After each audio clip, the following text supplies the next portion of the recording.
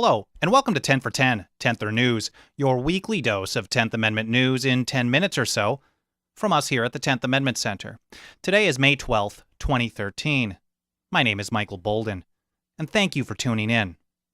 In this week's episode, nullification bills are waiting for a signature from governors in both Missouri and Colorado. Plus, the local movement in Kansas is picking up steam, something for the rest of the country to take note of and to take up as well. But first, this week's episode is made possible in part by the 10th Amendment Center membership program. Proudly wear your 10ther label with pride and become a card-carrying member of us here at the 10th Amendment Center. Your membership support every single month helps us continue the pressure. It helps us cover our base expenses and helps us reach new people through advertising and direct outreach. Get all the details and join us today at members.10thamendmentcenter.com. Again, that's members.10thamendmentcenter.com. And now the news. In Colorado, the state Senate last week voted to concur with the state House on Senate Bill 13-241. That's the Hemp Freedom Act. If the bill becomes law, Colorado will nullify unconstitutional federal laws and regulations which ban farmers from growing hemp. Currently, the United States is the world's largest importer of hemp, with China and Canada as the two top exporters in the entire world.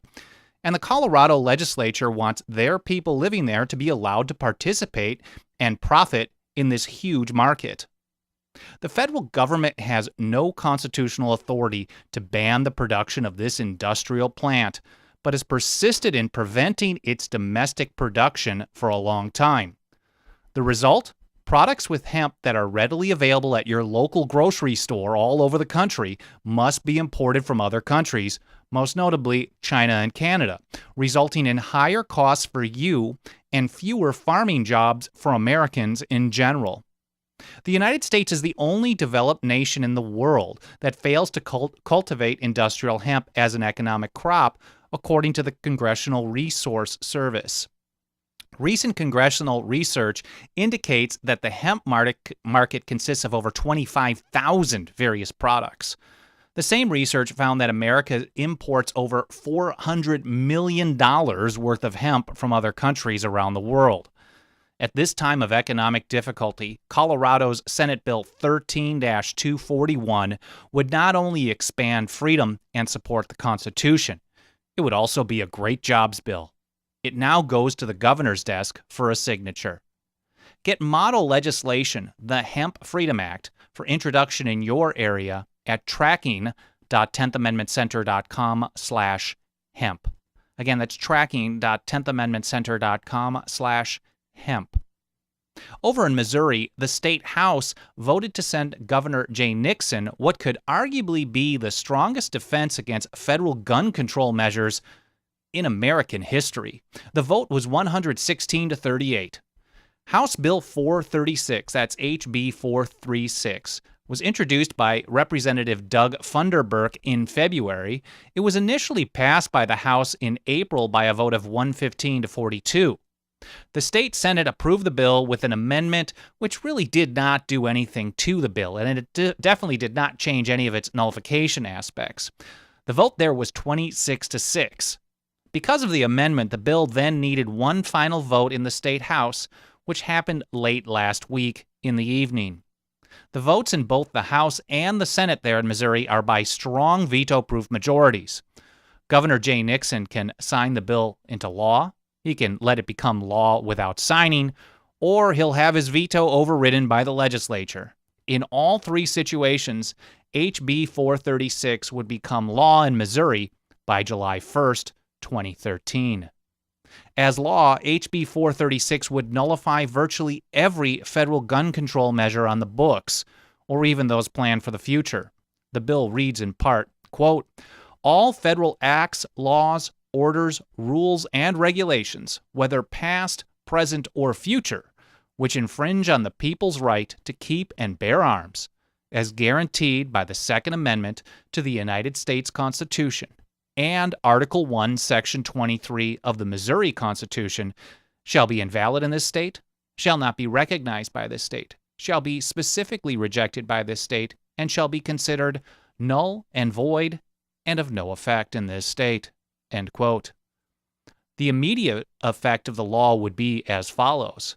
First, all state and local law enforcement would be required to stop enforcing or even providing any assistance in the enforcement of federal gun control measures.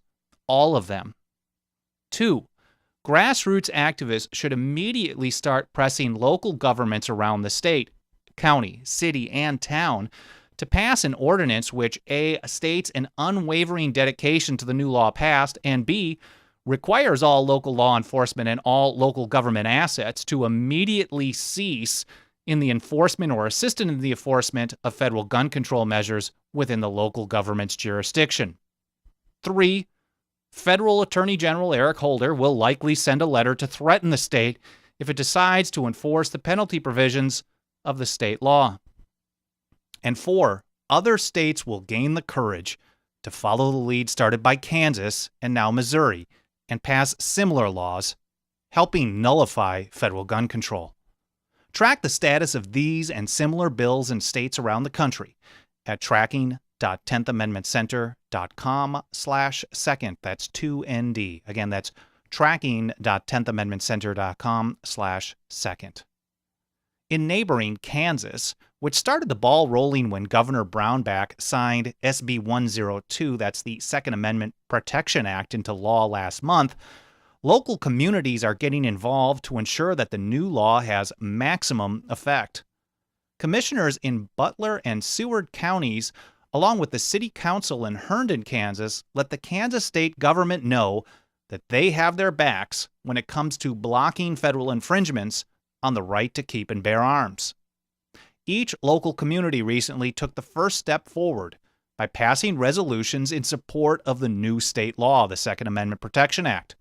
The strongest resolution recently came from Seward County, which reads in part, quote, "No agency of the Board of County Commissioners of Seward County, Kansas, or person in the employ of the Seward County, Kansas government shall enforce, provide material support for, or participate in any way in the enforcement of any act, law, treaty, order, rule, or regulation of the government of the United States regarding personal firearms, firearms accessories, or ammunition within the boundaries of Seward County that the state determines is unconstitutional." End quote. The new Second Amendment Protection Act signed into law in Kansas has already determined that any federal law on firearms would be unconstitutional if it were considered the same when Kansas joined the Union in 1861. In other words, Seward County, Kansas has now resolved to refuse to enforce virtually every federal gun law or regulation on the books today, if not all of them. A similar resolution was passed by a close 3-2 vote in McLeod County, Minnesota. It reads, quote, "The McLeod County Board of Commissioners resolves that all federal acts, laws, orders, rules, regulations, past, present, or future, in violation of the Second Amendment to the Constitution of the United States, are not authorized by the Constitution of the United States and violate its true meaning and intent as given by the founders and ratifiers, and are hereby declared to be invalid in this county, shall not be recognized by this county, are specifically rejected by this county, and shall be considered null and void and of no effect in this county." End quote. This is a great step forward for local communities supporting the right to keep and bear arms, and this is where individual activists are likely to have the greatest effect. The next step would be for each of these communities to consider a similar proposal in the form of a binding ordinance, making the prohibition on local enforcement of federal gun control measures a matter of law. To get model legislation for your county, city, or town, and even state, visit us at 10thamendmentcenter.com/Second Amendment Preservation. Again, that's 10thamendmentcenter.com/Second Amendment Preservation. And that covers our report here today on 10 for 10, 10ther News. Get 10 minutes or so of 10th Amendment news every single week from us here at the 10th Amendment Center. Watch 10ther News live online at youtube.com/10th Amendment Center. View archive shows at news.10thamendmentcenter.com. My name is Michael Bolden. Thanks again for tuning in.